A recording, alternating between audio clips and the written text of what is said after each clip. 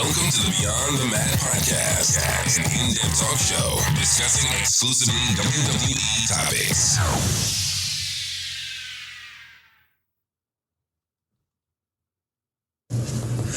My name's Rick Boogs, and I came to rock with the Beyond the Mat podcast that is beyond the M-A-T-T podcast.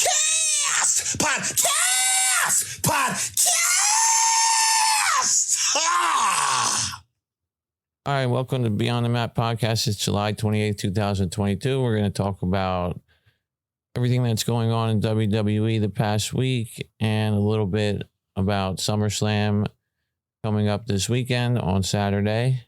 Remember to follow me on Twitter at Beyond Mat WWE. That's Matt with 2 T's.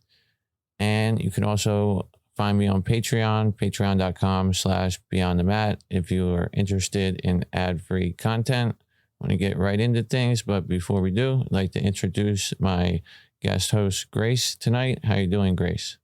I'm good. Thanks for having me on again. All right. And where can everybody find your content? You can follow me on Twitter at EvolutionaryWP and Evolutionary Wrestling Podcast on most podcasting platforms like Spotify, Apple, stuff like that. All right, awesome.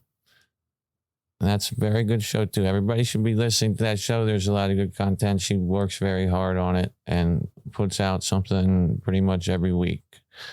And gets better every time. Just as I try to do here. That's all you can do. Yep. So basically, big picture, what did you think of SmackDown? You know, that was said to be run by Triple H, you know, but obviously everything was pretty much planned out already. There's not much they could change, like going into SummerSlam. They're basically honoring what original plans were set into place. But overall, what do you think of SmackDown's show? And then we'll get into a couple of different segments that happened. Yeah, so as a whole, usually I don't pay too much attention to SmackDown. Just because I feel like there's been a lot of lack of creative and storylines and stuff. And recently, without Roman, it's not really been an eye catcher. So, but there were a couple things. Like, I like the Drew segment with Sheamus. And Stephanie coming out at the beginning, that was nice, seeing her back on TV. But other than that, I mean, there's the Gunther stuff with Shinsuke. So yeah, overall, I would say, you know, it's not top tier stuff, but it was okay. I'd give it like a C rating if I had to, but as a whole, it wasn't that great. There were certain segments that stood out, but what do you think? I would agree with your assessment on it. That, you know, it's not like must-see TV or anything like that. They're playing this stuff out with Drew McIntyre and Sheamus, and we also had a backstage promo with Liv Morgan and Ronda Rousey, which I wanted to talk about because I think that the way that there's a reason why they're keeping them backstage, and I also felt like the beginning of the show, you know, they had the Street Profits in there, then they had Theory come out, and then the Usos, and then Madcap Moss came running out as the babyface to make the save for the Street Profits. And in that moment, I actually felt like Madcap Moss, of all people, actually looked like a pretty strong babyface in that situation. To come break that up and then eventually lead to the main event later on in the evening. But And then there's just some stuff I don't understand. Like I'll start right now. We're gonna get the match this week with Aaliyah and Lacey Evans, but poor Aaliyah the last 3 weeks has had to do her whole entrance, stand in the ring, and have Lacey Evans talk a bunch of crap to the fans, and then not be able to do anything, and then get blasted in the face. And it's like, what? They could do all that. They could have Lacey Evans do her heel turn without Aaliyah having to basically look like be portrayed the way that she is in this situation. So what do you think about that whole Lacey Evans heel turn and the fact that they got Aaliyah coming out there to basically stand there? Yeah, so I love what they've been doing with Lacey Evans. I like how they turned her heel. I like the way they did it. I agree with you for the past, because it's happened twice now, I believe, where she comes out and she's cut a promo and then left Aaliyah. So yeah, it's a little bit repetitive, but the promos have been great so far. I think they could switch it up at the end of the promos at least and not do the same exact thing they did the week before. But maybe this will push Aaliyah at some point. When they finally have their match, maybe they'll continue it. I have no idea. If I had to guess, they probably won't. And Aaliyah will go back to whatever she was doing before, which was nothing. But what they've been doing with Lacey Evans, I think, is the first of really good stuff we've seen from the women on the SmackDown roster. Yeah, I like the Lacey Evans heel turn. I saw it coming. I could just tell, even by the way, when she was babyface, the first time she cut a promo and was saying everybody should stand up for me and everything. They had the ring announcer introduce her. I knew it was going to happen at some point. I think they picked the right time to do it because every time she climbed up that ladder and Money in the Bank, nobody in the building wanted her to win. And so, it makes logical sense for her to be sort of pissed off at the fans and then using her background as, a pedestal to stand on and basically say, go to hell to all the fans, like she said. So I think what they've been doing with her is good, and I think that's creative, and I think it's going in a good direction. I feel like they didn't necessarily need to have Aaliyah out there every time. I understand it's a way to add some heat, an exclamation point to the promo, sort of. But at the same time, at first she's coming out and ditching her for a tag team match. Then she's coming out for a match with her 2 weeks in a row, not to have the match. Now we're finally going to get the match. And I feel like the match is probably going to be a pretty short match. Lacey Evans will probably beat Aaliyah, and then that'll sort of kickstart Lacey Evans up to doing something more important, probably. And Aaliyah's probably just going to stay in the purgatory sort of that she's in, which is a shame because she's been around for like 8 years. You would think that by now they'd have more for her to do, and she doesn't get much on TV. The last time she's actually wrestled a match on TV was February 11th, when she was still working with Natalya.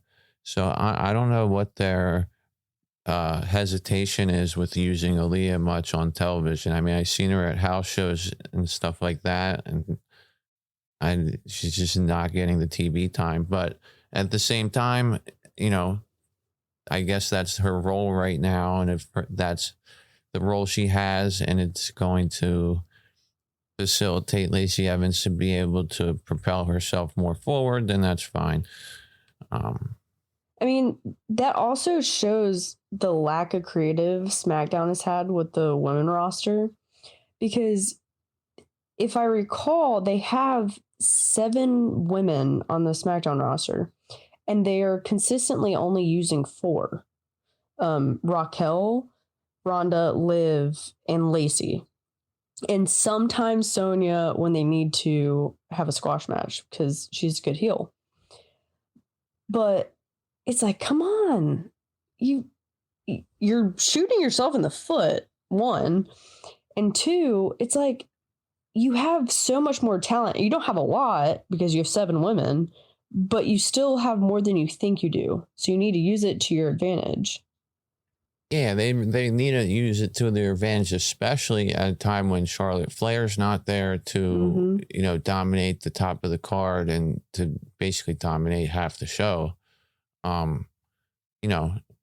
Bailey hasn't come back yet. So that's 2 big names that aren't there that you really have an opportunity to elevate some people, which is, probably one of the reasons why Liv Morgan's now on SmackDown and she's holding the SmackDown Women's Championship, which I wanted to get to next.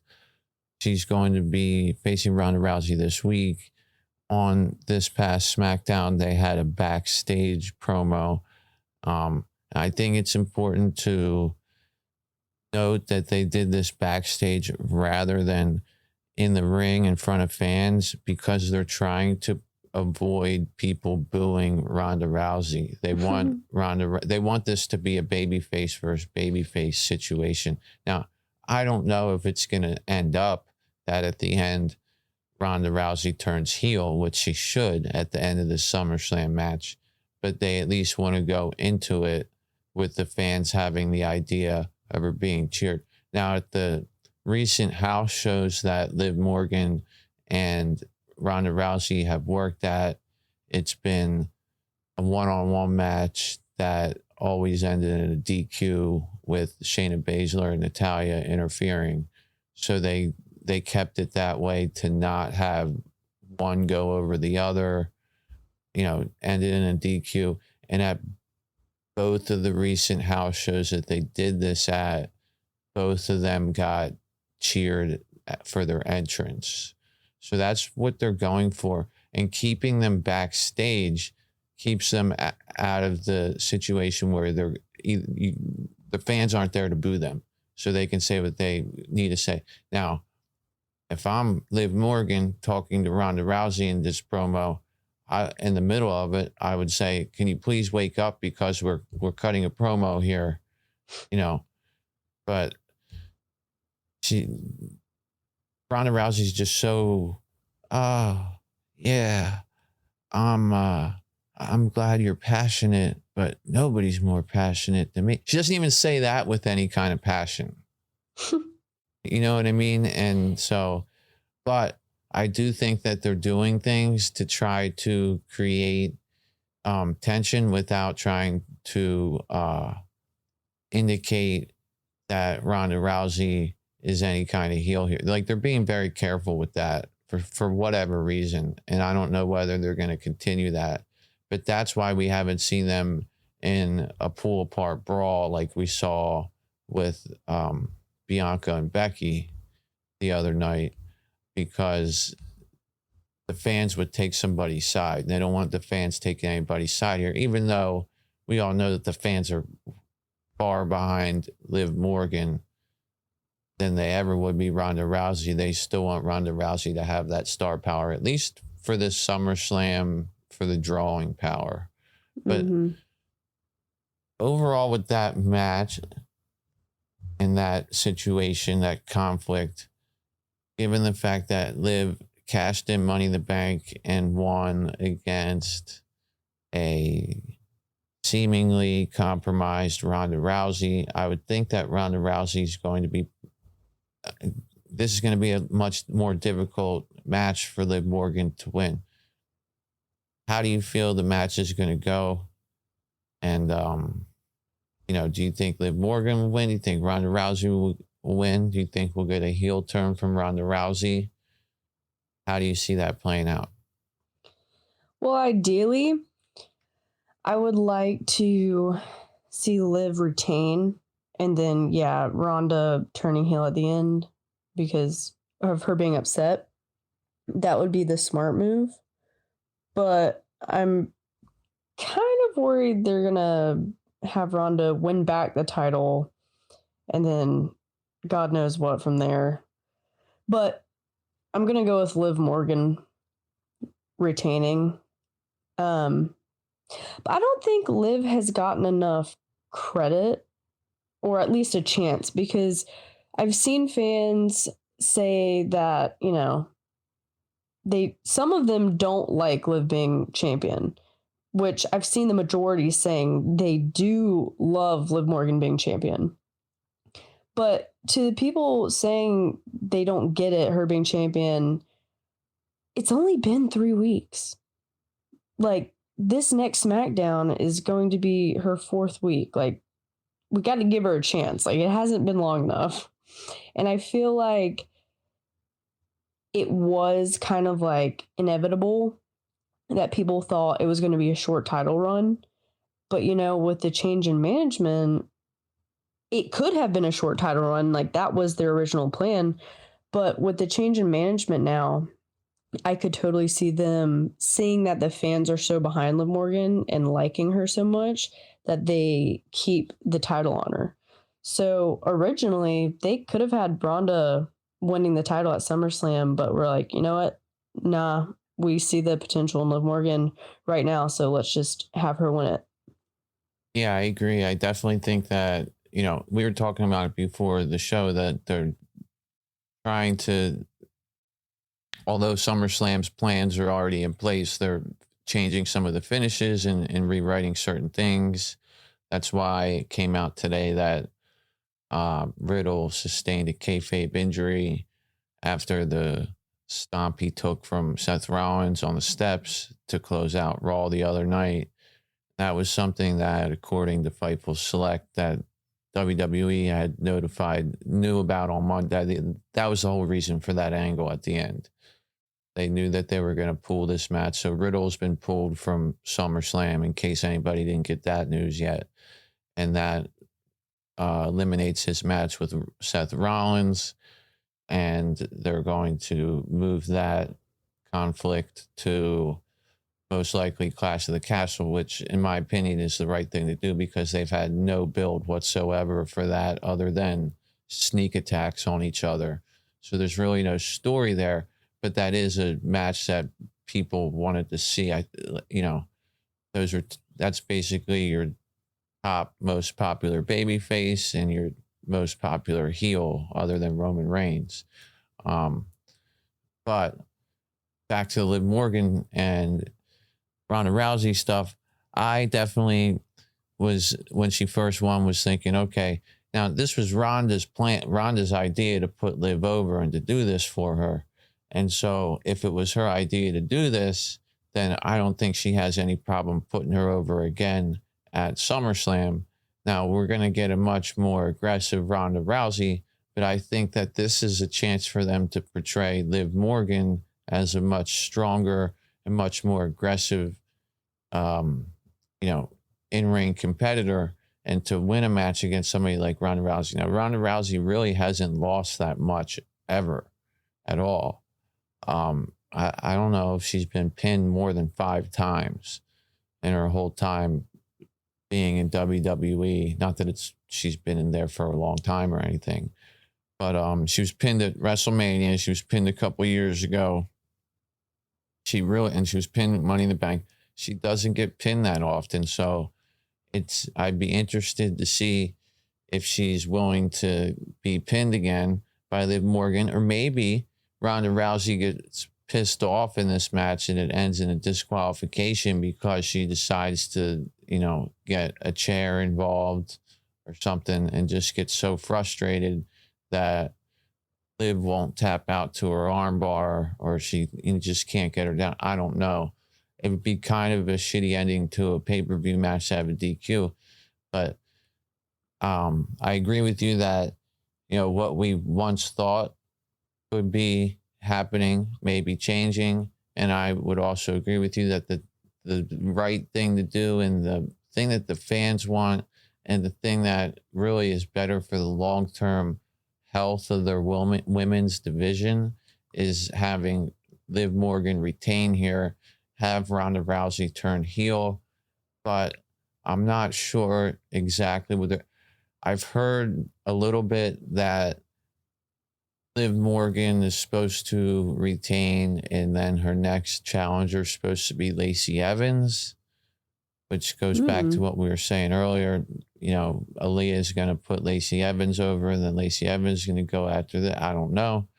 But then again, if Ronda Rousey wins and there is no turn, then we still have a babyface holding the title for whenever Charlotte Flair or Bayley or whoever comes back in a heel role. But I can't, like at Money in the Bank, I picked Becky Lynch to win Money in the Bank. But that doesn't mean that when Liv Morgan won, I wasn't like pleased to see that. I just didn't think that they would give her that. And I think that she's done all that she can with what they've given her since she's had it, and that she deserves the opportunity to keep that title and stay in that role until she either fails to do whatever she needs to do to continue to, be a top champion like that, or somebody comes back that's somebody like a Charlotte Flair or something like that, that that they obviously want to put the title on, and that it wouldn't be a shame for her to lose to. She won the Money in the Bank match and won her cash in, but that was like a sneak attack. And I think that they need to give her a legitimate victory here to really get people behind her, to get the people that don't think that she deserves to be champion to think that they do. Yeah, I agree 100%. I will say also about this match, I think the only eye-catching thing about it is, well, there's two. The fact that it's for the SmackDown Women's Championship, and to see if Liv Morgan can pull out the win. Because I don't think they've done that great of a job for building to it. And it has nothing on Liv Morgan. She's been doing the best she can, but I feel like Ronda Rousey is really not being heel. Ronda Rousey not being heel has really hindered the build to this match, because if it wasn't a title match, I wouldn't be interested at all. Yeah, it really limits what they can do, because it's like I was saying earlier, they're doing this backstage promo, and that's great that it keeps them both sort of on an equal playing field and doesn't give the fans the opportunity to pick sides. But at the same time, sometimes like the build to Ronda and Natalya was more enticing than this build. This is more about Ronda, telling Liv she's a breath of fresh air, but she's tougher than her, so therefore she's going to win. And that's basically all that we've gotten out of it. So really the story here is, can Liv beat a fresh Ronda Rousey in a full-blown match? And so I guess we'll see if that happens. But moving on from that, on SmackDown, we also had Pat McAfee cut a promo after he was attacked by Happy Corbin, and he chased him backstage and then cut the promo in the middle of the ring. So they have a match at SummerSlam as well. Does this match interest you at all? Yes, a lot. And it's so funny that that's a thing. Well, at least for me, it's like you have an announcer going against one of the wrestlers, and it happens to be one of the most interesting fights on the card. But I think the build to this has been great, like all the run-ins and the backstage brawls and stuff. I think they've been doing a great job with it. And the promos that McAfee has been cutting have been great. Like, he has so much passion behind them. And even Happy Corbin, like that kick that he gave to Pat this past SmackDown, and like he just flew back out of his chair. Oh, I had to rewind that and like replay it because that was insane. Yeah, that was pretty cool. And I like the way that Michael Cole sold it too. Like, oh, what the hell? Watch out. Oh no. And then Yeah, it was great. kicked him out of the chair and everything like that. Yeah, I think McAfee's gonna be, he's gonna probably try something to jump off of something crazy or do some kind of ridiculous thing. I think Corbin is a really good worker and is a good guy. They go way back. Obviously, they made reference to their football days and all that crap. So, like, I think that, same with putting McAfee up against Theory at WrestleMania. Theory being somebody that everybody loves to hate. Corbin's the same way. He's somebody that everybody loves to hate. So it's a good person to have somebody like McAfee in there that everybody seems to love, and somehow pull an upset victory over Corbin. It's not going to hurt Corbin to lose or anything. How do you see the match playing out? Do you think that McAfee will win, or do you think Corbin will win? I can definitely see Pat winning 100%. I don't think it would make any sense if Happy Corbin pulled out the win. Yeah, I don't either, unless, I don't understand what that does for Corbin to beat an announcer. I think this is mostly like to get the crowd hype. Yeah. Because Pat coming out is going to have one of the biggest reactions of the night. Like at WrestleMania, he had a huge pop when he came out, and he had a great entrance too. So once his entrance hits, and like I could see this being like one of the first matches to get the crowd on their feet. I think that's mostly what it's for, but I don't think the match will be terrible either. I mean, Pat's not bad in the ring by any means. So I think it'll definitely be a fun match that'll get the crowd on their feet and everyone at home like ready for the rest of the matches. Yeah, I agree. I think it's a good match for the fans. They need to do that at these bigger shows, put in celebrity matches like this. There's another celebrity match that we'll get to in a minute.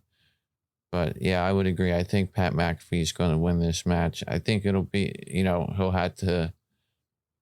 Corbin will get his stuff in, and he'll have situations where it'll look like he's going to win.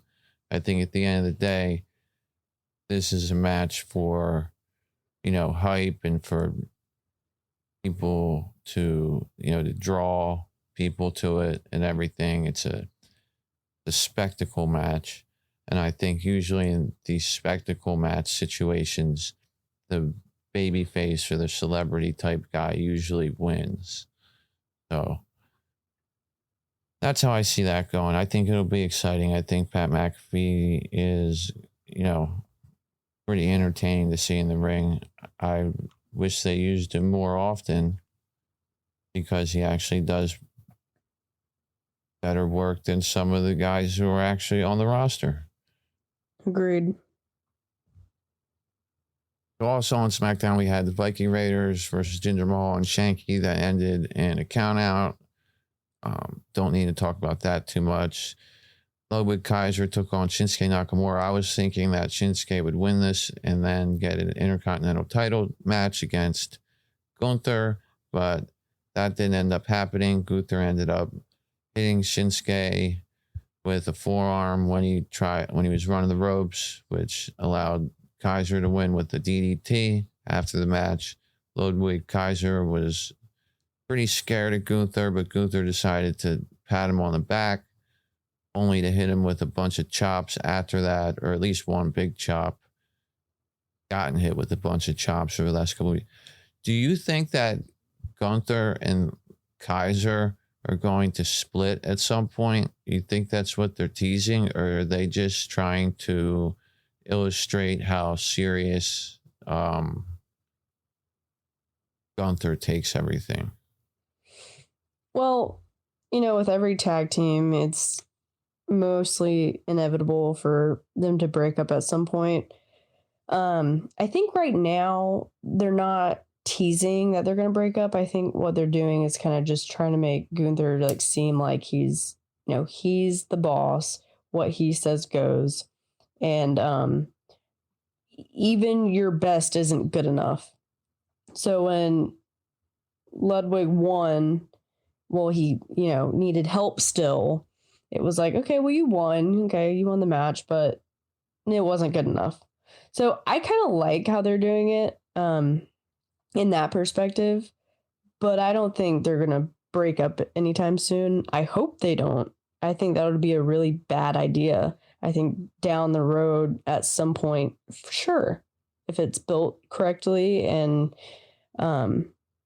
stuff like that. But for now, they hit gold, so they need to stick with it.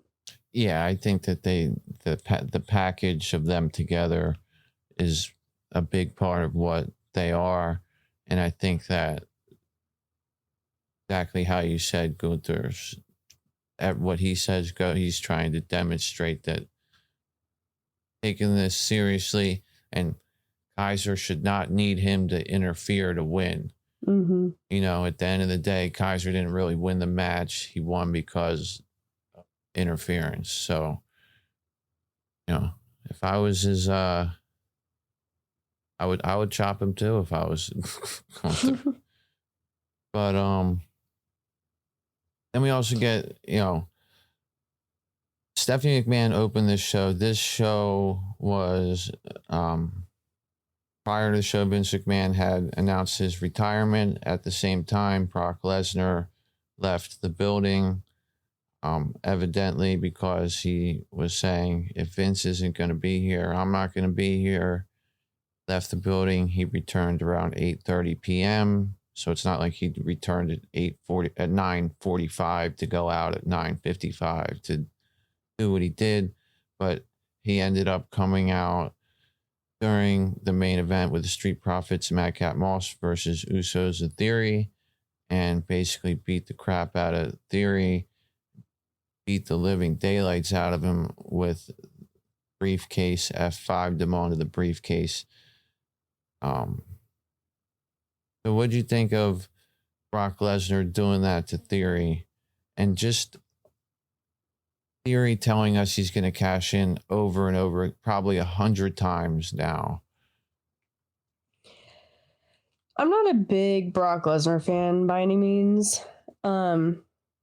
Since he's come back, I don't mind him coming out at all. Like when he returned and faced Roman, I was like, all right, okay, we're probably going to get another match again from them, but the titles might be taken off Roman, so I don't mind that.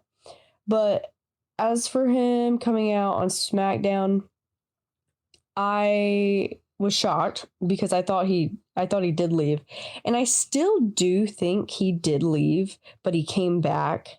I don't think it was a work by any means, but yeah, he definitely left. Yeah, but I love that he came out in Theory, because the whole night Theory was just getting the mic yanked from him. Like he couldn't even talk. And I thought that was really funny because the news that Vince left and he didn't have Vince to hide behind. And then everyone wouldn't let him talk.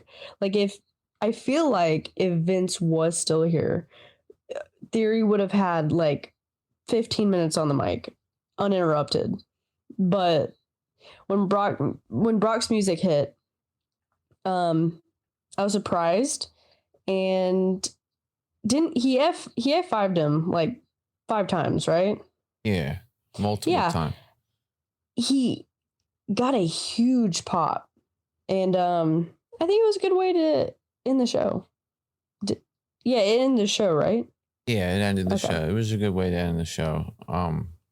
The match ended in a DQ because of Theory using the briefcase on Moss, and then Lesnar came in there and did that. And I'm with you. I'm not a huge Brock Lesnar fan either, but I guess that's all they got right now for us. And I do think, I will say this, WWE does last man standing matches pretty well. Mm-hmm. So it'll be a pretty good match between him and Roman Reigns. I still think Roman Reigns will probably win that match, but it'll be like a pretty brutal, hard-hitting match, and it'll be different from what we've seen from them before, or at least recently. It'll be different than what we've seen recently. Yeah, no, I think it'll be good. It's not just like a black and white match. It's just, it has something to it. So I do think it'll be a good match. But I'm seeing Brock in a new perspective because I wanted him to leave before. But now that he's back, I'm like interested to see where it goes. Yeah, me too. Because I always viewed him as somebody that basically Roman Reigns is right now, as a champion that's never there. And, you want the champion to be there and do stuff. And really neither one of them are there. Paul Heyman's the one who's been building the whole matchup for both of them. Mm-hmm. Which is fine. But yeah, I think that now that he's there and he's doing things, and he's obviously not full time, but he's coming through when they need him, I appreciate that more. And I think it's also ironic that got Roman Reigns is the double champion. He's basically an absentee champion.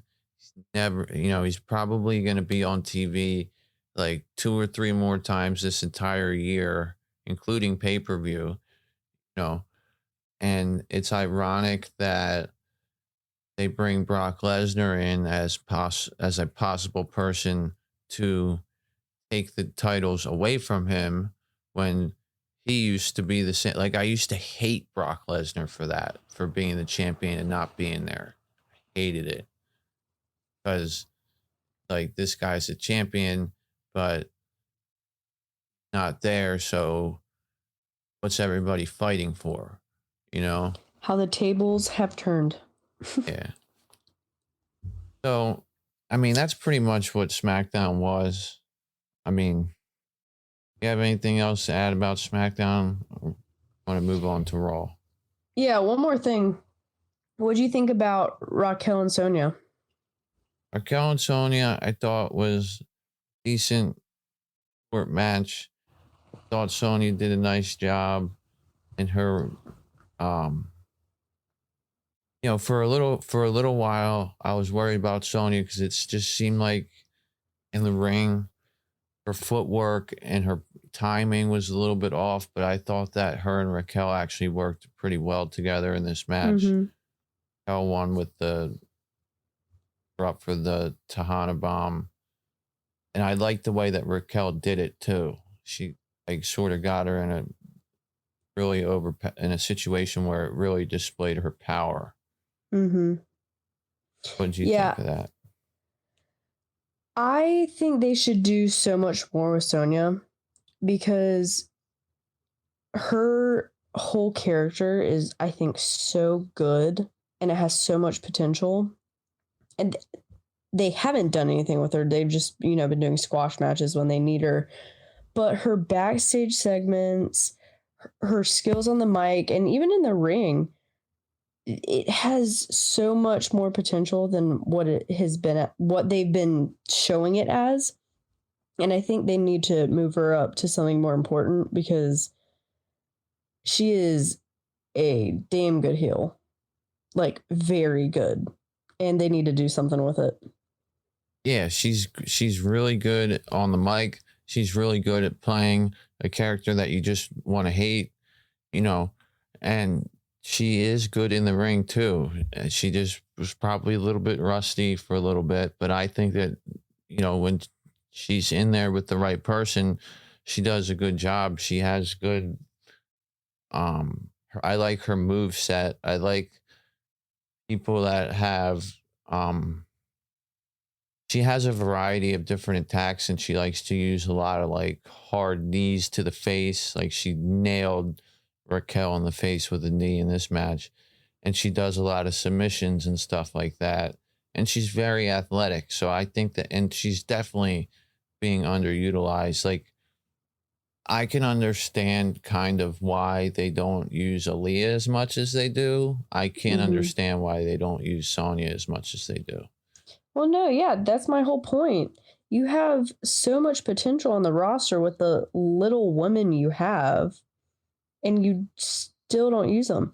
But I have hope now that they'll be used a lot better now under new management. So I have high hopes for that, but I guess we'll have to see. Yeah, I mean, I think we'll definitely see over time, we'll see a change there, more progression with the women. That has to be like something that they're prioritizing.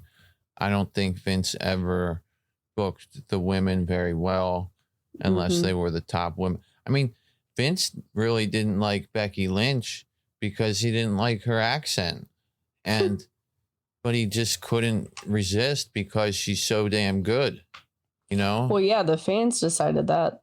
And then you have Kevin Dunn. He said she wasn't good looking enough to be champion. And he's still there, but I've heard things that he might be out the door soon too. Yeah, he's there for a little bit, but he won't be there for long. Some of the people, Triple H is not like him. And but part of all the changes with WWE, like they want to, there's a lot of different things that they're like trying to balance at one time. They don't want to just take all Vince's work and throw it out the window. They just don't think that would be fair to him. He is still their family member and things like that. They also, at the same time, want, being in a new, they want to demonstrate, Triple H wants to put a stamp on things, and Stephanie does as well. But at the same time, they don't want to show, since it's a publicly traded company, they don't want to show that they're sort of in upheaval all over the place. They want to show that they got some stability. So certain guys like that, like Kevin Dunn or like Bruce Pritchard, who was head of creative and now he's just on the creative team. And maybe that's a good thing. I don't know. He was, somebody that for the longest time served Vince and was a yes man for Vince. And he's a big part of, he developed The Undertaker and Kane and helped develop Stone Cold Steve Austin and helped develop the Vince McMahon character and did a lot of storylines. And so if Bruce Pritchard is the same type of yes man for Triple H as he was for Vince McMahon, then it could be good. If he's not, and he's still hung up on what worked in the 90s, then it's not going to work. But Kevin Dunn, I think most people could agree that they need to change something there, because some of the camera cuts and the angles and things like that, and things that just we've heard that he has said and all that stuff, it's not going to work. He's not going to be there too much longer. Whether it's 6 days or 6 weeks or a year from now, they'll have a different person heading the production. But it's all a matter of like those factors I was saying. They want to show that they got everything under control. But anyway, this is a good time to take commercial break. So we'll take a quick commercial break and we'll be right back. All right. The Beyond the Mat Podcast. We'll be right back. Welcome back to the Beyond the Mat Podcast. All right, so we're back on Beyond the Mat. We're going to get into Raw now. Now, Raw started with a pull-apart brawl between Miz and Logan Paul. I thought it was a hot way to open the show. It kind of took me by surprise. When I turned it on, I was like, did I miss something? Did I turn this on late? What the hell's going on? But that's how they started it, with a fight out of nowhere. And they did that because Logan Paul wants to be a babyface for whatever reason. Even though, I mean, somebody should really sit him down and say, it's not going to work for you. You're not going to be a baby. Nobody wants to cheer you. So they brought him out before the show started and got the fight going. So that way, when they did the stupid impulsive TV segment, which I thought was the worst part of the whole show, but when they did that, it would already sort of have, when he came out for that, people would be happy to see him because he beat up the Miz earlier, but that didn't work out too well for him. I mean, he looked lost out there. And then he got skull crushing finale by Miz after Ciampa attacked him at the end of that impulsive TV thing, and the crowd's chanting one more time. Yeah. So I don't think they're still trying to do whatever they can. I mean, I don't see them doing anything on SmackDown for him. I don't know what they're trying to work every way they can for this SummerSlam match to get Logan Paul cheered. I don't know what they're going to do. Like, have 10 heels interfere against him. You know what I mean? Then him overcome all that, still win. Like, I still think the fans just don't like Logan Paul. I mean, he doesn't say anything that would make you want to cheer for him. He's in there plugging his brother's match at Madison Square Garden. Yeah, that was a mistake. Yeah, nobody likes it. People hate his brother more than they hate him. You know?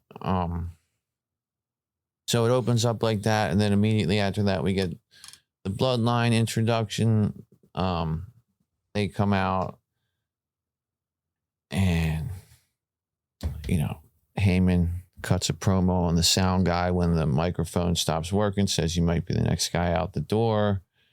And he says the suplexorcist, Roman Reigns, is going to remove Brock Lesnar from his legacy, and he will no longer be in his way, basically. Then Theory interferes, interrupts all this. He says he's going to cash in, whether it's Lesnar or Reigns, and Roman says to come down here right now. Theory seems pretty scared to get in, and then Roman Reigns says, assess the situation, young man. Daddy's not here anymore. And then people start chanting, who's your daddy?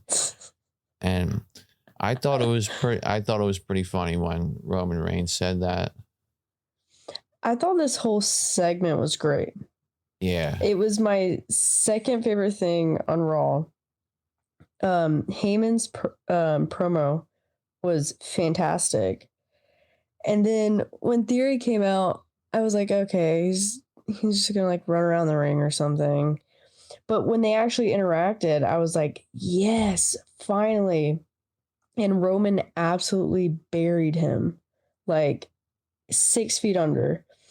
And the who's your daddy chants, I really hope those stick around. Like, next time he's out in the ring, I hope that picks up, and that's a thing. And then when, which one was it? When Jay slapped the back of Theory's neck. It was so good. It was so good. I loved it. I loved the whole thing. I think it was put together so well. And it was surprisingly something that people wanted to see. So. Yeah, I thought it was great. I thought the beginning of this show really good. probably like the first half of this Raw, I was really into it, and then they kind of lost me around the time that Logan Paul had his segment. But yeah, I mean, I also thought it was really funny that Theory tried to hit Jey Uso with the briefcase and he no-sold it and then turned around like he was going to fight him, and Roman was like, nah, let's just get out of here. I know. I loved everything about this. Yeah, so then they had the Drew McIntyre comes out, and I like the way that they paced the early part of this show. Like, it started out with the brawl, then right into Roman Reigns coming out, and then got a commercial right after that. But then they introduced Theory. Theory gets a full ring entrance for whatever reason from the ring announcer. And then before he can start talking, McIntyre enters. And they have a pretty good match. They wrestle for about 10 minutes there. Now, before I say anything about that, I thought it was kind of interesting that he got the hell beaten out of him on Friday, did Theory. And then he's coming out on Monday, you know, after getting destroyed by Lesnar and acting like it never even happened. Yeah. No, he's not. With their MO, you think they would like put a neck brace on him or something? Yeah, but then again, he had to come out here and wrestle for like 21 minutes. Yeah. When you combine the tag match with the McIntyre match. But McIntyre basically manhandled him. He chopping the hell out of him, hit a huge brain buster on him, built a world backbreaker. He was belly to belly suplexing him all over the ring. Eventually, he hit the Future Shock DDT. He went for the Claymore, and then Sheamus and his crew interfered. And then Lashley came out to make a save. Lashley got a big pop for that. Match was pretty good. Back and forth, back and forth. They threw some heat on by beating down McIntyre. He got a hot tag to Lashley. Lashley came in, hit a flatliner on Theory, and a Dominator on Sheamus. And how did this match end? I believe. Oh, it was Dolph. Dolph distracted him. Yeah, and then I don't know how I forgot that. Lashley got the Hurt Lock. Yeah, so at ringside, you had Sheamus hit white noise on McIntyre. Then you got Lashley in the ring with Theory. Theory picks him up for his ATL. Then he turns, gets distracted by Dolph Ziggler. Lashley slips out of it, puts a Hurt Lock on it, and you get basically an instant tap out by Theory, which I honestly think is going to be what happens on Saturday. So going into that match, we got Lashley and Theory for the U.S. title. How do you see that going?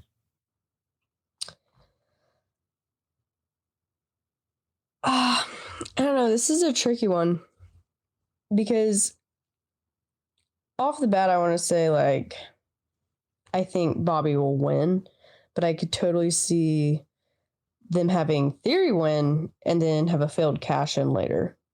So it could go either way, but if I had to pick, I'd probably pick Bobby retaining. Yeah, I think Bobby's going to retain, and I think Dolph Ziggler is probably going to cost Theory the match in some way, just like he's been costing him these matches recently. But yeah, I think that would be great. Yeah, because that's where they're going with Theory next is with Dolph Ziggler. I don't see any reason for Theory to have the U.S. title right now, given the fact that he has the Money in the Bank briefcase, and they're trying to have him work with Ziggler because he's a veteran. He's, you know, a good hand in the ring. He's a good person for him to work with. So whatever.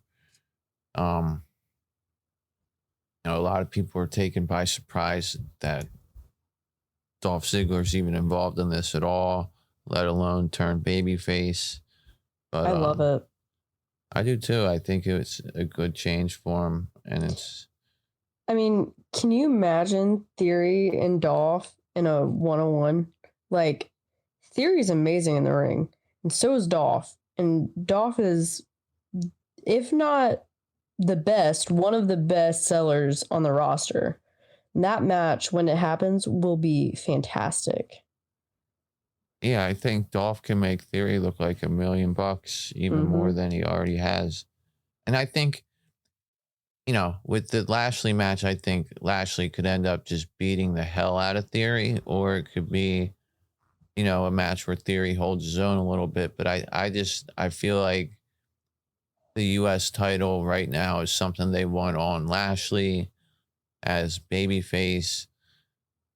They're going to have him dispose of Theory and get rid of that now and continue building Theory, with the briefcase, have him work with Dolph Ziggler, keep building him up that way to get him to the point where he's credible to cash in and actually win a title. I don't see him cashing in at this SummerSlam, although anything's possible. I do think that what you said about the failed cash in, I think that's what's going to end up happening to him. I think he's going to try to cash in and fail. I think the whole thing with Dolph Ziggler, basically what he said in his promo, I've been there before, I've done that before, and, this guy's getting all this stuff and he's a young guy, and I did that when I was younger, and, kind of a jealousy type of thing, and, I could teach this guy something type of thing. So, yeah, they set it up really well. Like, once Theory is out of what he's in right now, I think they have naturally set up for a really good feud between the two. And when this was first introduced, it had such a Shield-esque kind of vibe to it. You're like, okay, well, is he going to do it to other heels and make sure they're winning the match in a non-cheating way? But then this past Raw, you kind of see that it's kind of just focused on Theory. So, but I think overall, they have naturally and done a great job at building a feud for these two. Yeah, definitely. I definitely think they've done a good job of doing that, and giving Theory something to instantly go into after he's done with Lashley, and it would make it even more something for him instantly to go into if Ziggler somehow costs Theory the match at SummerSlam. So that's what I think is probably going to happen. I think Lashley's going to retain, and it'll be a legit win, but something will happen or Dolph Ziggler does something that distracts Theory in some way. Even if it's just standing in front of the entrance. Or his music hits. Yeah, his music hits, but he doesn't do any. He doesn't even come out. Something like that. Yeah, Roman or the Usos play Dolph music.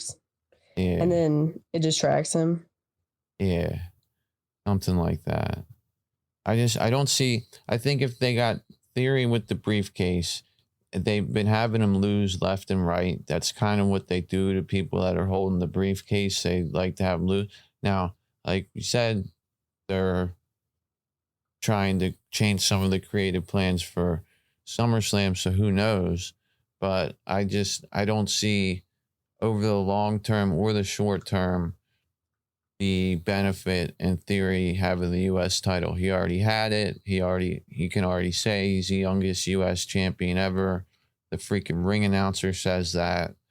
And he's got the briefcase now. So now it needs to be about building him up to be a credible main event guy that can cash in the briefcase and win one of the title belts. Hopefully not both of them. Hopefully they're split up by whatever time he cashes in. But I can see him trying to cash in or teasing it and it causing a distraction, which ends up influencing the winner of the last man standing match but I don't think he's dumb enough to actually cash in. Well, who knows? Yeah. I could see it, but I guess we'll have to wait, find out. Yeah, so I guess we both think Lashley's going to win that much. It was a good match. The singles match with Theory McIntyre was nice, and the tag match was, typical Raw tag match, but it was, everybody worked pretty hard in it, so I didn't have any complaints. I thought it was nice that there was 21 straight minutes of wrestling happening. Open the show with the pool part brawl, Roman Reigns promo, wrestling for 21 minutes. Then you get the Rey Mysterio 20th anniversary celebration. Rey comes out there and basically thanks everybody that he's ever come in contact with, most notably Eddie Guerrero, and says he wouldn't be there without him. And he thanks the fans and the WWE universe for 20 dope years. Then we end up with the Judgment Day entering from the crowd. They get into a tag match that was scheduled for them with the Mysterios. This one, finish of this match was interesting because they teased the chair spot. Judgment Day was trying to do the fake chair spot.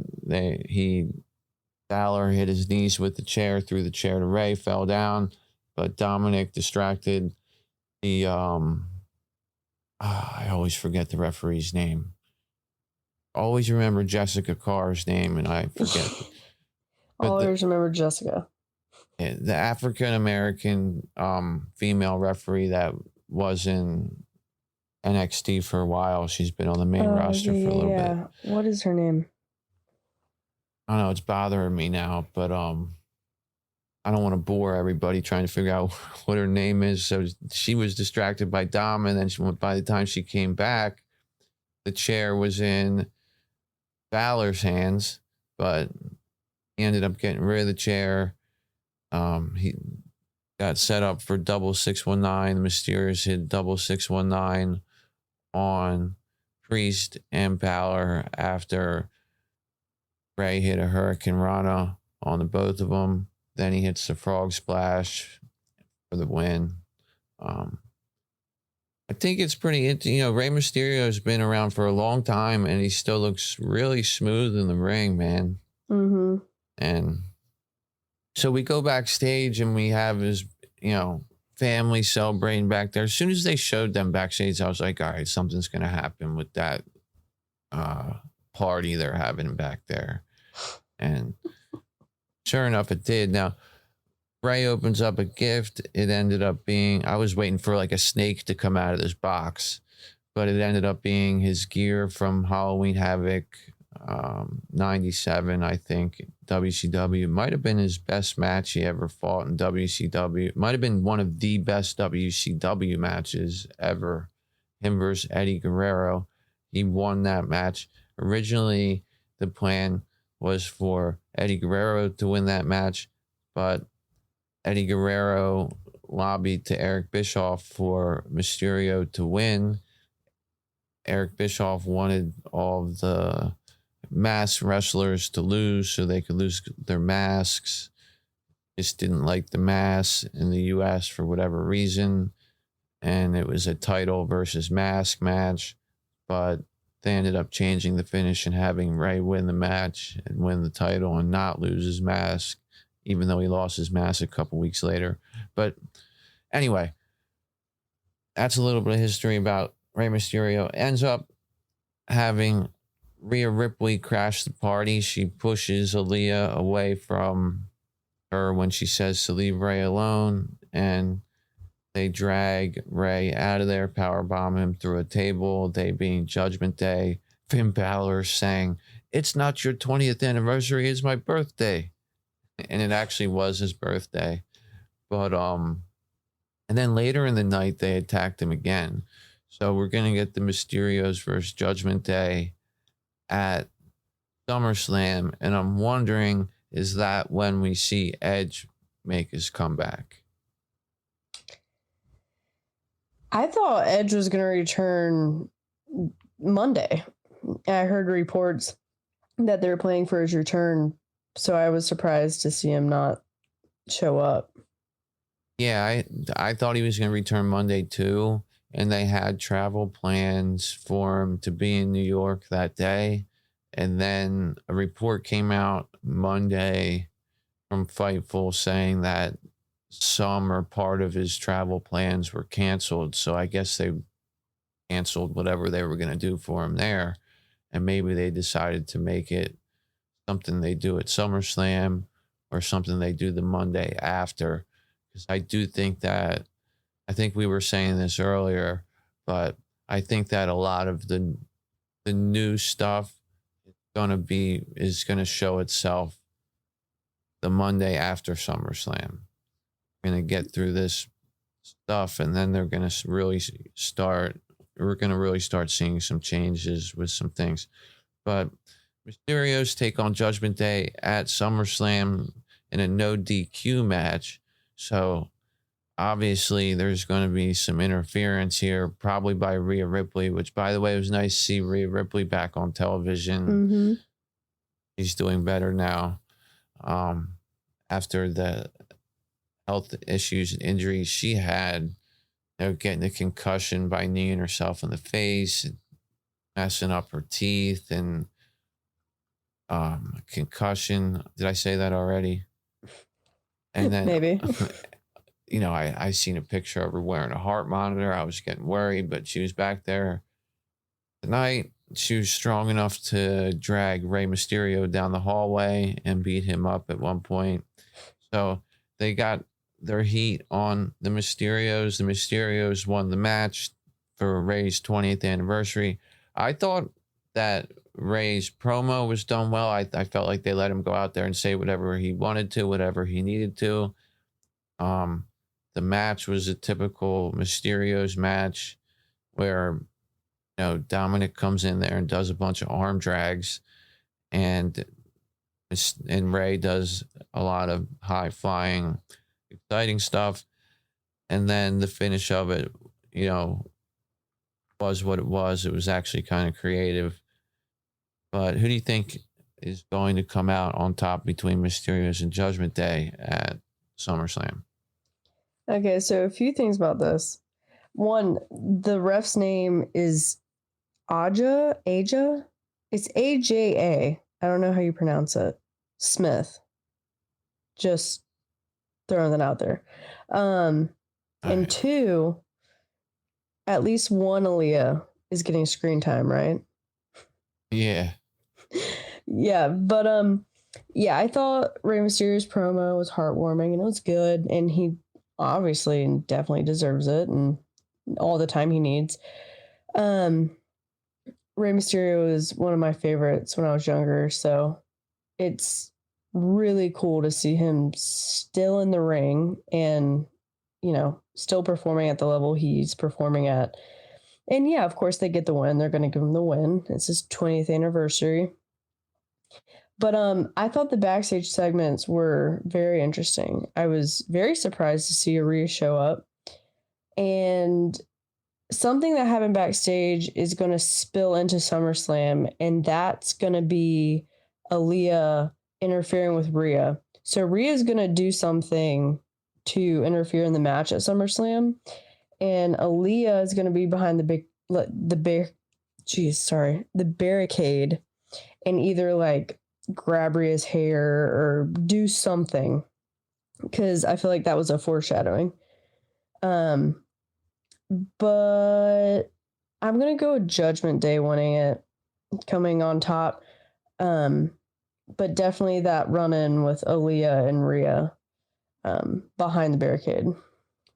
Yeah, I think that's actually a good point you made about, Rhea basically pie-facing Aaliyah, and now Aaliyah kind of having a gripe with her and be the equalizer there if Rhea interferes. And it'd be nice for there to be an equalizer, because Judgment Day always has these matches, and then Rhea Ripley stands in front of a guy who's not going to hit her, and then the male members of Judgment Day then take advantage of that.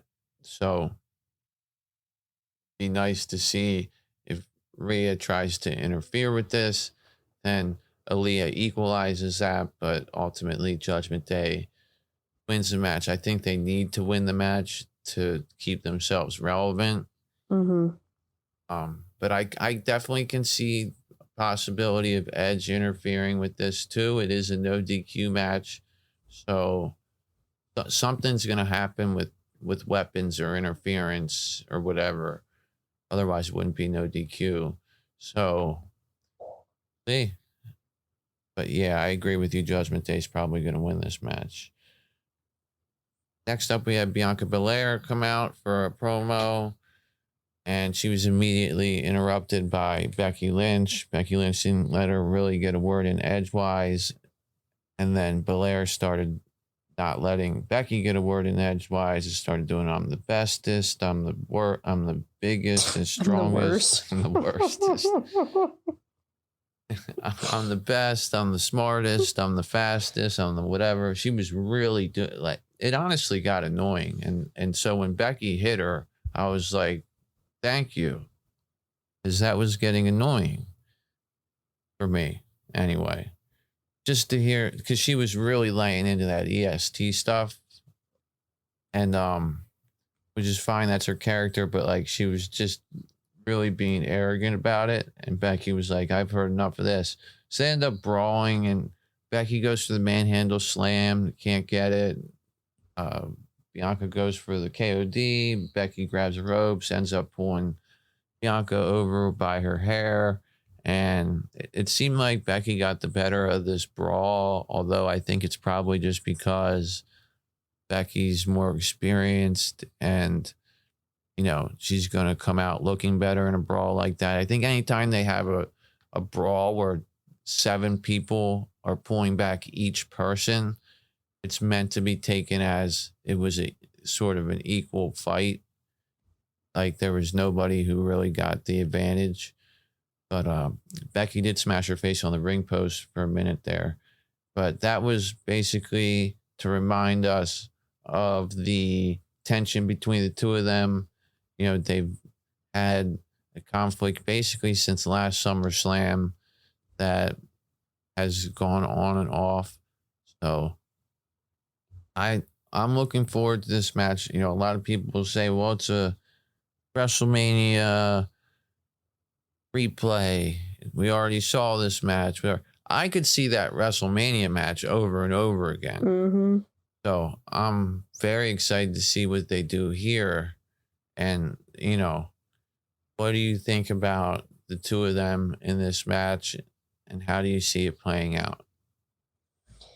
Yeah, so this segment as a whole kind of threw me off a little bit. There's 2 sides to this, though.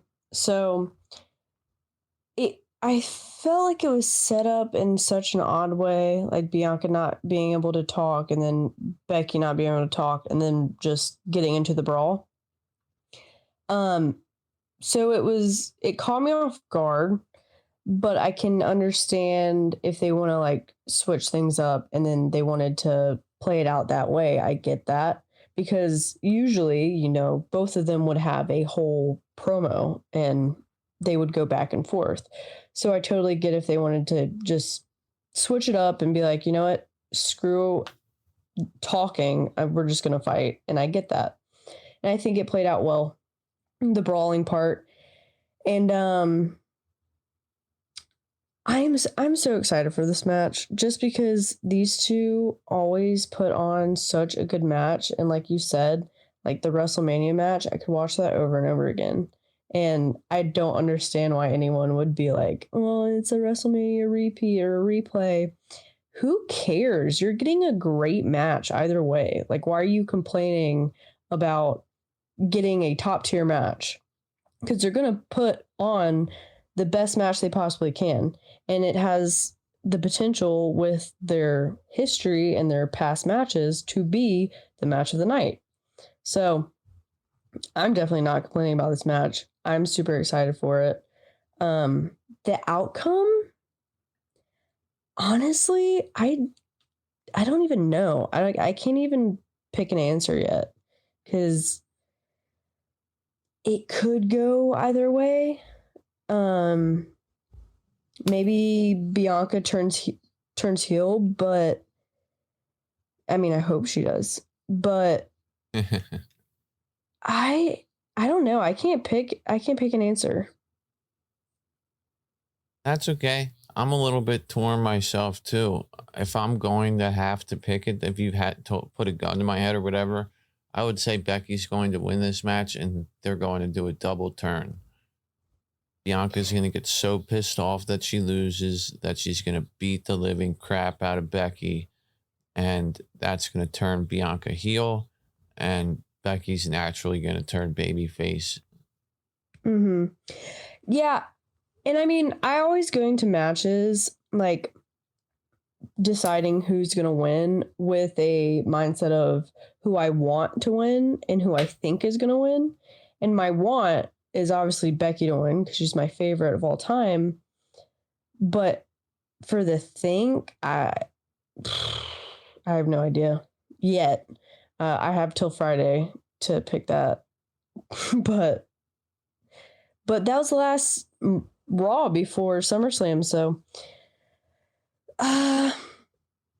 yeah, I guess I would have to go with Becky. Just because they could do a double turn. That would be a great idea. And if they did that, that would work out very well for them. Yeah, but I mean, and even the way that they were doing this promo, like what I was saying about Bianca Belair, she was talking like a heel. She was talking in an arrogant way, and Becky had enough of it, and then, they started going at it. And, everybody in the world knows that Becky is a beloved character. Like, people don't want to boo Becky.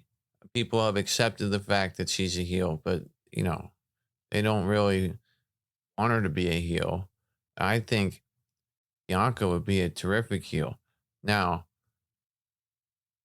what it screws up, what kind of forgotten thing about this is that Rhea Ripley was supposed to get a Raw Women's Championship opportunity at Hell in a Cell, I believe, or Money in the whatever the hell freaking pay-per-view it was, and didn't get it because of the injury, and then it was Money in the Bank, and then Carmella got the shot, and then Carmella ended up performing way better than I thought she would.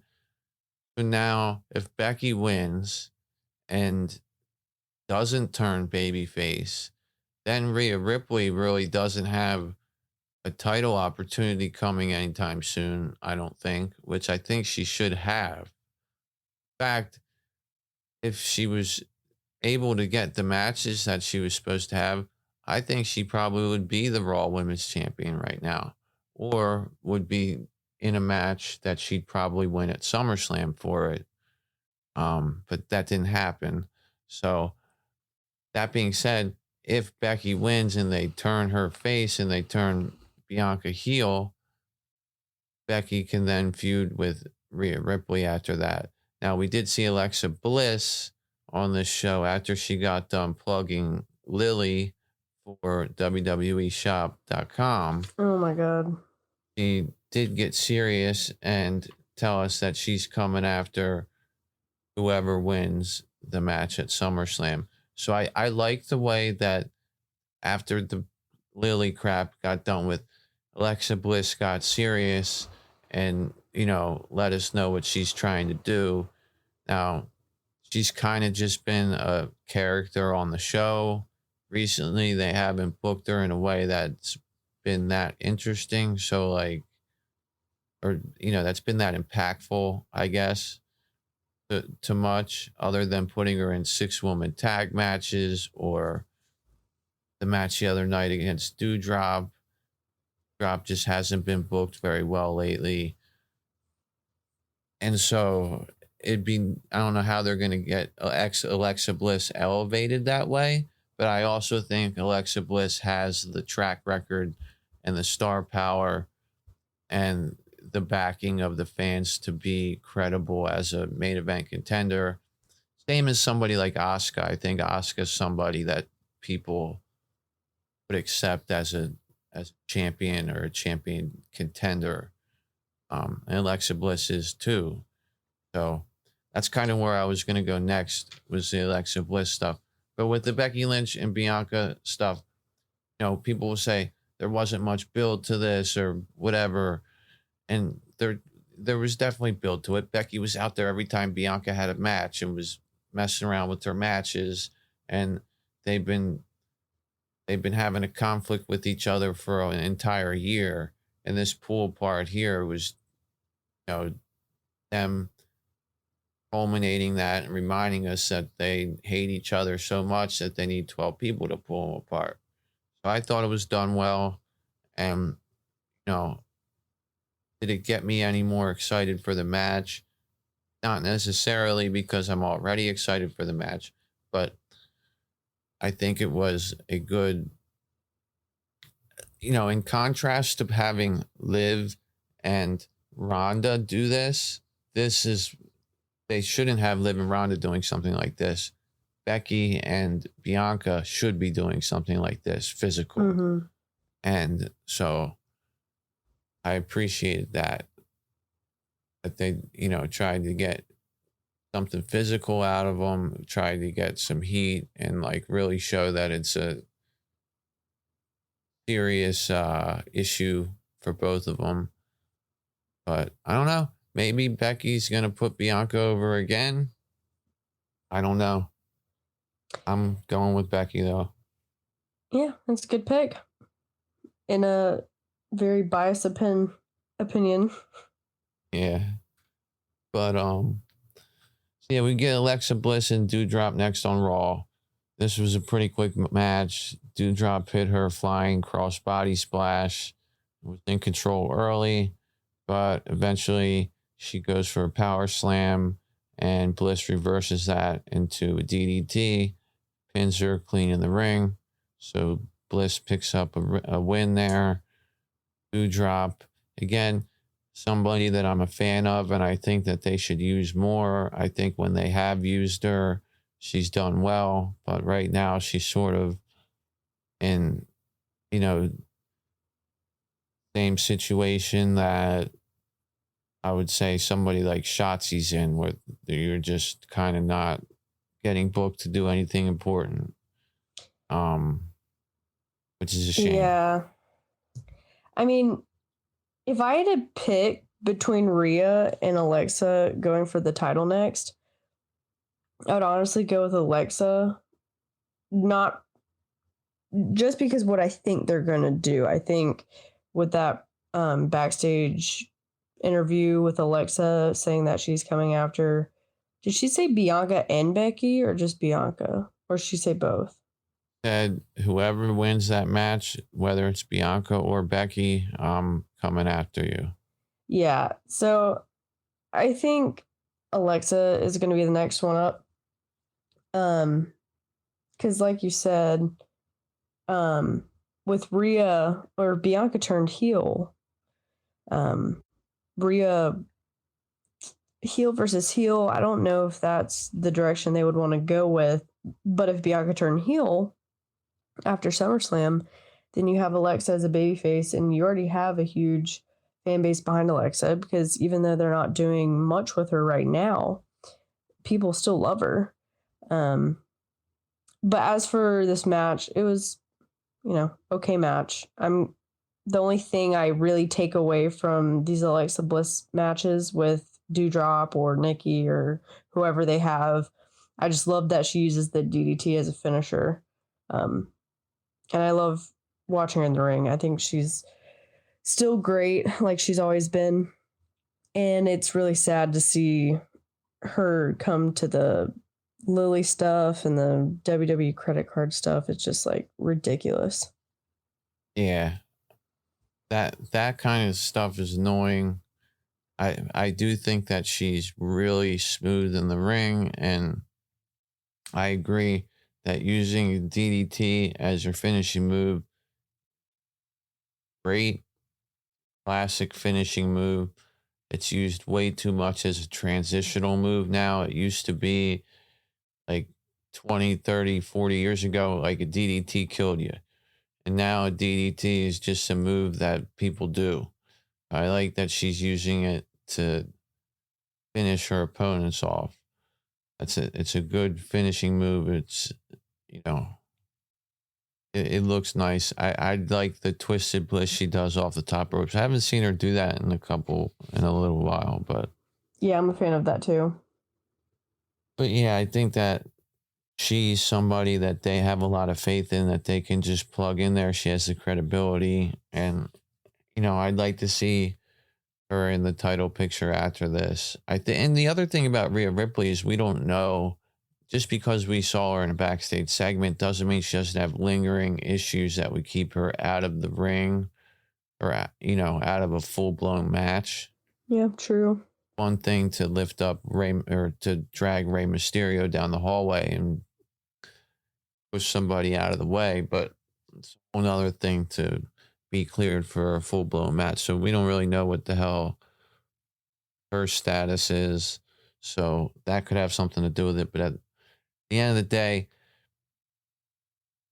I don't know if she's going to go after Becky Lynch, and it makes sense for Becky Lynch to win and remain heel. If she's going to go after Bianca Belair could still win, but have to turn heel to win. You know what I mean? And like win the match and then just beat the living crap out of Becky after the match, like in an uncalled for way that turns her. I don't know though. There's so many different ways they can go, and because there's been changes in management and creative direction, it's me, everything's sort of up in the air. Yeah, I definitely see a brighter future though. Instead of thinking of all the things that they should do but probably won't do, I'm more thinking of there's so many possibilities now, and I can see them actually fulfilling those and like going through with them. Yeah, I definitely see them, doing more things that the fans care about. Like you said to me earlier, Seth Rollins tweeted, keep singing my song, they'll listen. Triple H tweeted that he's listening. So, Triple H is going to do things differently than Vince did with the creative. I think more people are going to have input that matters. They're not going to be writing for a 77-year-old head of creative. They're writing for Triple H as the head of creative. And I think that makes all the difference in the world. Yeah, 100%. And, we won't see some of the things that we've seen for so long that have gotten old, and we're going to see new things. And we'll see some things that, some things won't be terribly different, because you have to remember that all, Stephanie and Triple H and pretty much everybody there learned how to do what they do from Vince. But it's not like they're going to, they're not stuck in another decade like Vince was. They're more with the times, and I think that they're more risk taking and less formulaic, and they understand how to present this better, and it's going to be better. And I'm excited for that. And that's why I was so excited for this episode of Raw up until Logan Paul came out again and bored the hell out of me. And, he's in there trying to get, trying to do the kiss up to MSG thing and saying his brother's there. Nobody cares about his brother. Nobody cared about him. Maurice came out with it looked like she was holding two Christmas balls. And then it was actually a purse that just looked like balls.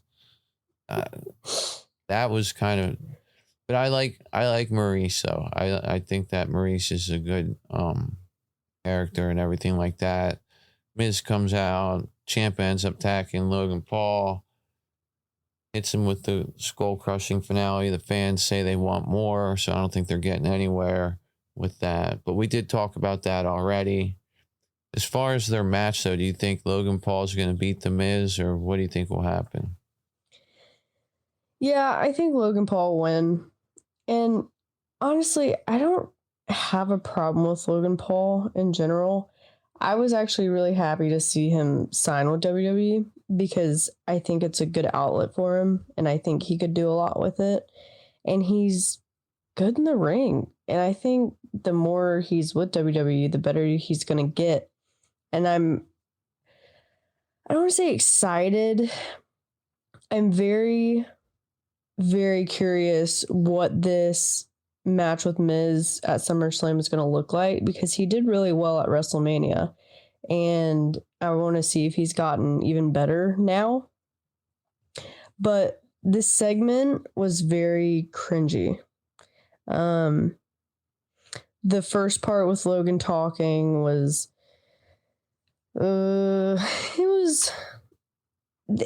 the segment, it had good lines in it and okay moments, but the first part of Logan's promo was not that great.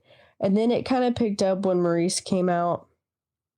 Maurice, I like Maurice, and I think her and Miz complement each other very well. And I love when they come out together and then they have promos together and stuff like that against people. But Maurice, it was really cringy when she was talking. And I don't know if it was because of the topic. Like, they're trying to push this tiny balls thing so hard. And that's probably it. But then Logan picked up on the mic. I feel like he had a good comeback. And then Miz came out at a really good timing. I forget how they did it, but they were talking about the tiny balls thing, and then his like music played perfectly. And I thought that was pretty good. But yeah, the whole segment wasn't good as a whole. But then Ciampa came out, and then you see Logan face down, which I think was a good way to end it. But for the match, like I said, I'm curious to see how it's going to go. I think Logan will win. I also think they're making a huge mistake keeping him babyface, because he would do so much better as a heel. Maybe that will change, though. Maybe after SummerSlam, because I think he's scheduled for like pay-per-views and not like just like regular matches on SmackDown or Raw. Maybe I'm wrong on that, but I think his contract was for like pay-per-view matches and stuff like that. Yeah, it's more for like big appearances on pay-per-views and like do like the go-home shows like this, or one or two Raws or whatever here and there. Yeah, where do you think you would assume it wraps up with him and Miz after SummerSlam? See, he already went after Kevin Owens, and now it's The Miz. Who do you think would be the next opponent?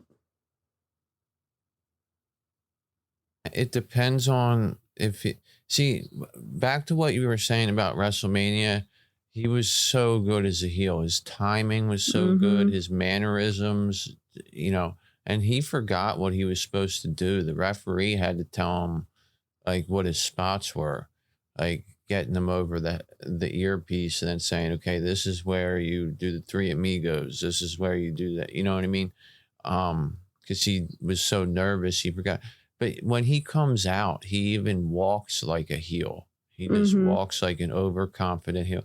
And they had him backstage with AJ Styles.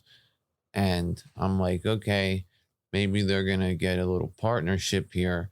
And this is going to become a tag match with AJ Styles and Logan Paul versus Miz and Ciampa, which would then give you a babyface for Logan Paul to be teaming with, and make it much more likely for people to get behind Logan Paul as a babyface if he's teaming with AJ Styles than if he's on his own against the Miz.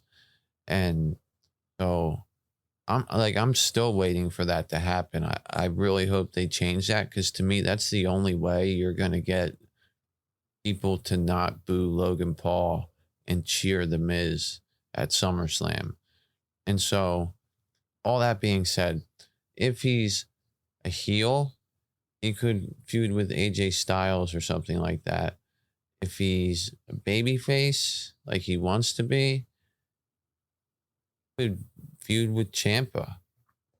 What about Theory? I think the personalities line up perfectly. Yeah, it would work with Theory, and Theory's tied up with Ziggler too right now. Mm-hmm. Well, yeah, if that wasn't happening. Yeah, but I think Theory worked good for that. It really, because the babyface thing with Logan Paul, it's not necessarily something that WWE necessarily thinks is the great thing to do. It's what he wanted to do. It's what he asked them to do for his contract. Mm-hmm. I will do this. I want you to let me get as a babyface.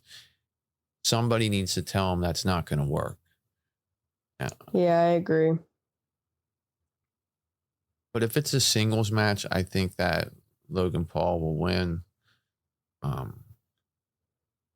I just don't, and I think it'll be a good match. Miz is just a very safe wrestler, and so he himself doesn't do anything that exciting. But I can see Logan Paul doing some surprisingly, for lack of a better word, spectacular things. But so speaking of AJ Styles, he teamed with Dolph Ziggler versus Alpha Academy. This was a pretty nice tag match. It ended when AJ Styles was about to get German suplexed by Gable, and he shrugged him off, and Gable backed up right into a zigzag by Dolph Ziggler, and he pinned him in the middle of the ring. 1, 2, 3. So I think the whole purpose of this was basically to make sure everybody knew that Dolph Ziggler was babyface. Put him with AJ Styles. Mm-hmm. Put him up against a heel team. He looked good in the match. And basically all they need to do. Yeah, I think that's all this was for. I'm really hoping this isn't a thing where they're going to start every week, going at it with this Alpha Academy. I hope that's not a trend, but I think you're right. I think that's what it was used for, just to emphasize Dolph being a babyface. Yeah, I think one of the things we're going to see start to go away is like the constant rematches over and over again. I think that's something that's not going to happen that much anymore. At least I would damn sure hope so. Yeah, you would think. That's honestly one of the biggest drawbacks is why do these two teams that have fought 17 times in the past 2 months have to fight again? Like you see it with the New Day and whoever, whatever. They don't need to have all these matches. Have one and move on to something else. Mm-hmm. But yeah, I think this was basically just a way to get, I don't think Dolph and AJ Styles are going to be a permanent team. I think put them together just to supplant Dolph Ziggler as a babyface. And then he'll move on to do his stuff with Theory after SummerSlam. See how that goes. But next up we had the main event, Riddle and Street Profits versus the Bloodline. I thought this was a pretty well worked match. They basically worked for hot tags against all three of the baby faces. So they beat the hell out of Dawkins, get a hot tag for Ford, and they they literally beat the hell out of him. They had him bleeding all over the place. Think that he broke his nose. They cleaned it up during a commercial break because when they came back from it, he was back in there. But commentary did a really good job of, acknowledging that he may have broke his nose or, he hurt himself in some way, and that might compromise him match for the tag titles at SummerSlam. Now, ultimately, at the end of the match, all hell was breaking loose. Had Usos ringside. Ford took them out. Or Ford took one of them out. Then Jay took out Ford. Then Dawkins came flying around the corner, knocked them into the timekeepers area. Then Roman Reigns came around, took out Dawkins, laid him out over the table. Riddle was in the ring, pulled Roman back in, hit him with the draping DDT, set up for the RKO. When he went to hit it, Roman just caught him, threw him down the ground, and then nailed him with the spear, pinned him again the same way that he pinned him in the title match. They worked the crowd pretty well. They made Roman tagging into the match and working feel like it was something important. And now that you don't see Roman Reigns as much as you did before, he has that aura about him that it feels like something special when he's actually wrestling. So he ends up winning this match. Have Street Profits versus the Usos for the tag titles at SummerSlam. They had probably one of the best tag matches in years at Money in the Bank. But I've been saying this, one of the best part about that match is that neither team went deep into their arsenal of sets. Neither of them really used their actual finishers. Like those did use the 1D, but they didn't do like the double Uso splash or the pop-up Samoan drops and things like that. The Street Profits didn't do like the sky high and then the frog splash, which their typical finisher. They used the Doomsday Device blockbuster instead. So all that being said, they left a lot on the table to give you another good quality tag match, but not be the same exact match as we saw at Money in the Bank. Now, Jeff Jarrett being guest referee, I don't understand why the hell they chose him other than in Tennessee and he's from there. He's already going to be there for the Ric Flair match. Yeah, and he's fighting Ric Flair the next day. and then they got him in an interview on Raw. And he's wearing his referee shirt. Like, what the hell are you wearing? He's not reffing anything that night. Why does he have to wear the referee shirt on Monday Night Raw? You know what I mean? He's a method actor. Yeah. So I don't know what the level of his involvement's going to be, but I would think that since he's probably broken like 700 guitars over people's heads in his career, might hit somebody with a guitar, but I don't know. I don't understand this. They had Money in the Bank match. They had the pinfall with the shoulder up, obviously, to set up this rematch. So a real trained referee, I guess, screwed up the count. Why is a guy who never refereed before in his life going to do a better job? It's just for the name. Yeah. Yeah, it doesn't make sense. But maybe they'll do something that makes it make more sense for us. I don't know. Yeah, possibly. But anyway, for that match, I see the Usos probably retaining in another really match. How do you see that going at SummerSlam? It makes sense for the Usos to retain, but I want to see the Street Profits win, and I'm gonna go with the Street Profits winning. I had to think about that for a second, but why not? They're a great tag team, and they've put on fantastic matches, and it might not make sense for the Usos to lose those titles right now, but why not? I'm going with the Street Profits. Yeah, I mean, I don't think that's a bad thought for the Street Profits to win this because, they're really the only, other than Alpha Academy and like Los Lotharios or Viking Raiders, or I guess New Day. I guess I'm naming quite a few tag teams, but like as far as tag teams that are legitimate and contenders, like the only other one is probably Alpha Academy, and they just haven't been used that way since they lost the titles to RK Bro. And I think that Street Profits, if they're not breaking them up, like they could definitely win this match, and Jeff Jarrett could have something to do with it. And more importantly, the Usos could lose these titles, which sort of weakens the strength of the bloodline or the strong appearance of the bloodline, and gives you some doubt over whether Roman Reigns may or may not retain later in the night. So I think it's definitely a possibility that the Street Profits could win that match.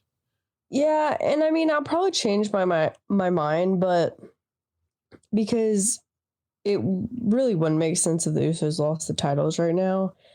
And I can really see them wanting to push Montez forward as a single star, and he definitely can do it, and he's definitely proved himself.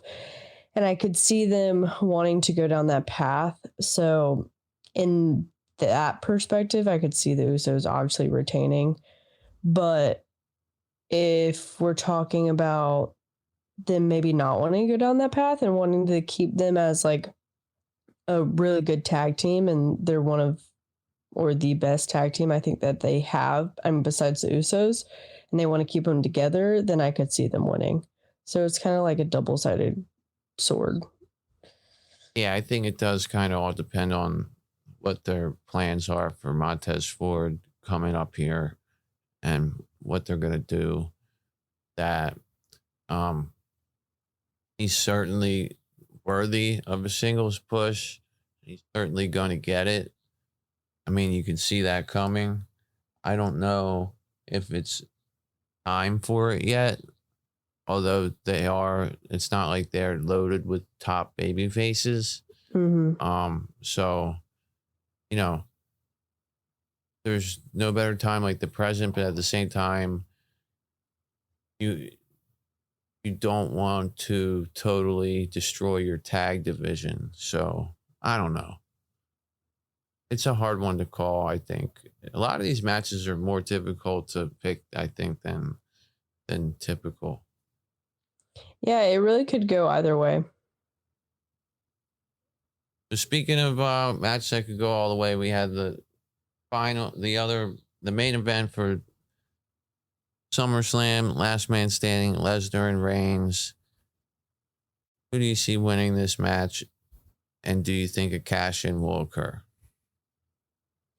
Yeah, I have Roman retaining and Theory having a failed cash-in. All right. Do you think he cashes in during or after the match?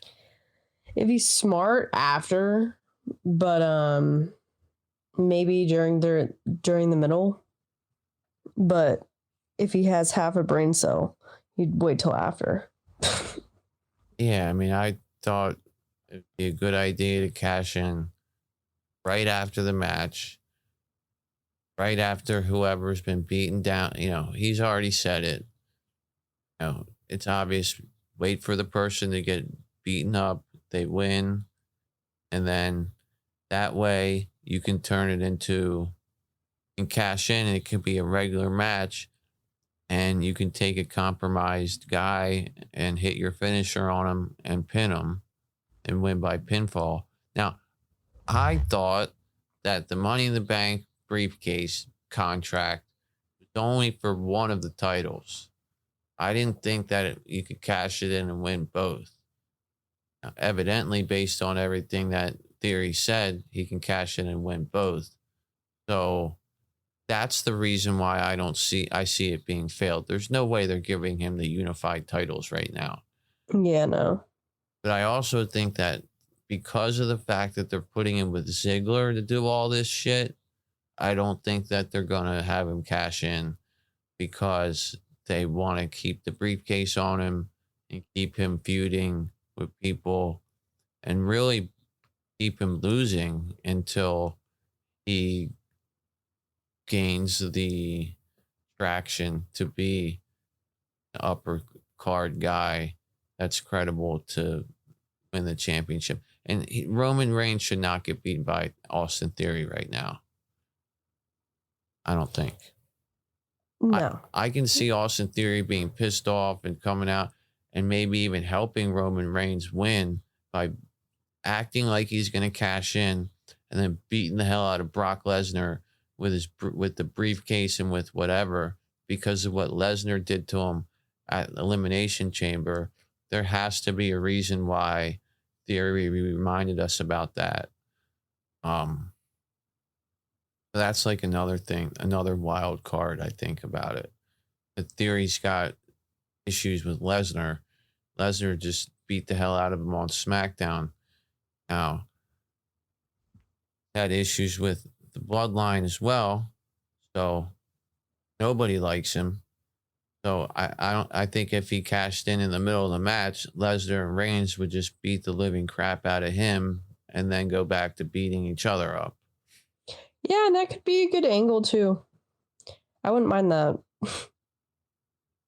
I mean, I wouldn't mind seeing a failed cash in just so I don't have to hear about him talk about being the youngest Money in the Bank winner anymore and all this stuff. Like, I get it and everything. And I do think that, I mean, listen, he was on like the first almost whole hour of Raw. And I already said the first hour and a half of it was better than the second hour. Part of the reason why Raw was good in the beginning was because he was on it.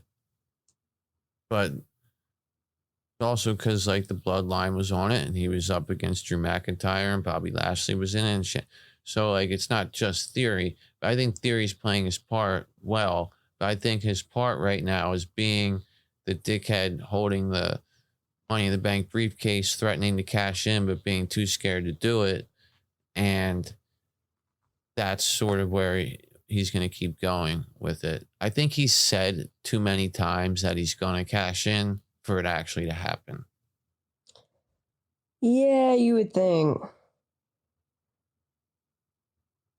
But other than that, we did have Seth Rollins and Riddle on this card, but that got moved. So yeah, but can we talk about that ending segment of Raw with Rollins? I thought that was a great way to end out the show. Yeah, so he comes out and stares down Roman Reigns, kind of laughs at him. Fantastic. Then he goes and gets Riddle, knocks him out of the ring, hits him with a stomp ringside, then sets up the steps, puts Riddle on the steps and hits him with a stomp on the steps, which then WWE is saying gave Riddle a stinger and he's not medically cleared for SummerSlam. So they're playing an injury angle on that, probably to make Riddle. Well, first of all, there was no build to this match whatsoever, other than them attacking each other randomly. They had no interaction at all over the past month. So it would just be a match that would be a good match between two top guys.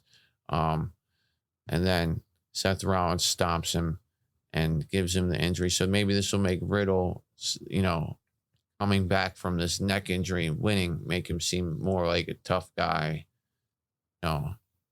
But I'm sad that their match got removed, but this was such an epic way to end Raw. Like with the whole arena chanting or singing Seth's song. I thought it was great. Yeah. But I'm sad the match got removed. Do you think this is their way of setting up another mystery opponent for Seth? Because I've seen some things saying, you know, Bray Wyatt could come back or Johnny Gargano. What do you think about that? Yeah, I've seen that stuff too. I mean, like, they'd have to sign Johnny Gargano now or already. You know what I mean? Bray Wyatt coming back, I don't know.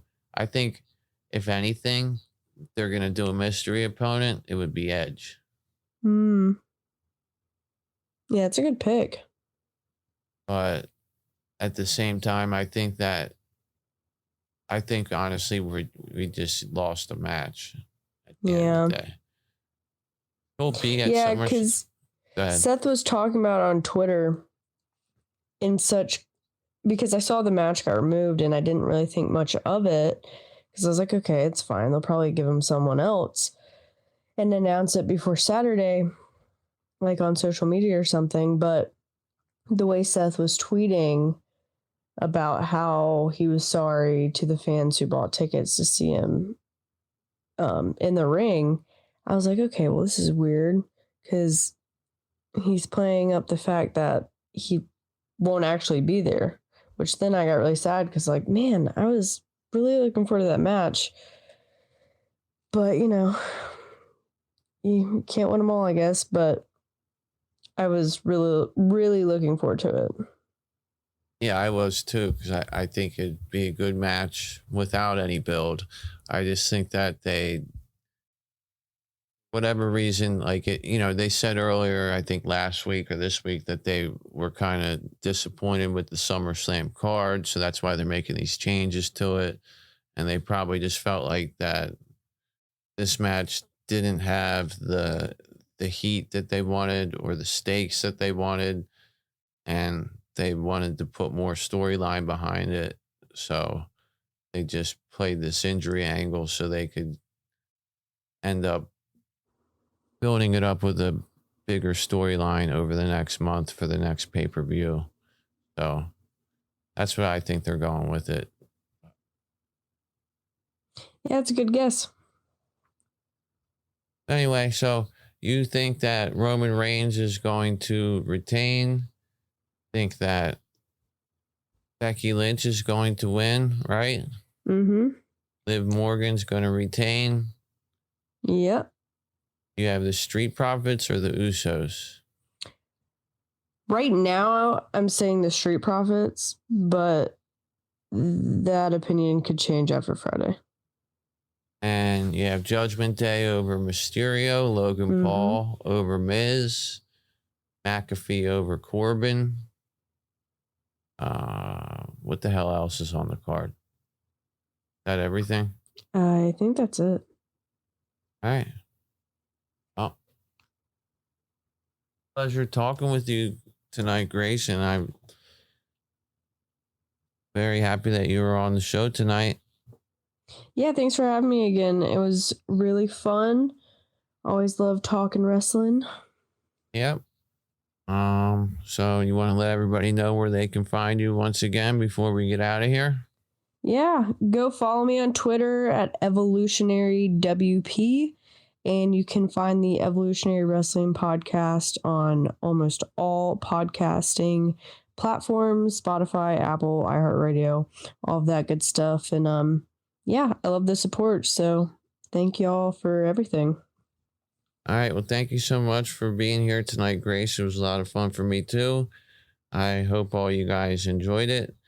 You can follow me on Twitter at BeyondMattWWE, patreon.com/BeyondTheMat with T's, not one T. I'm not the documentary movie that they made back in the 90s. And other than that, I will try to get some more content out to you guys soon. Have a good night and take it easy. Thanks for listening to Beyond the Mat. Remember to subscribe so you don't miss a show.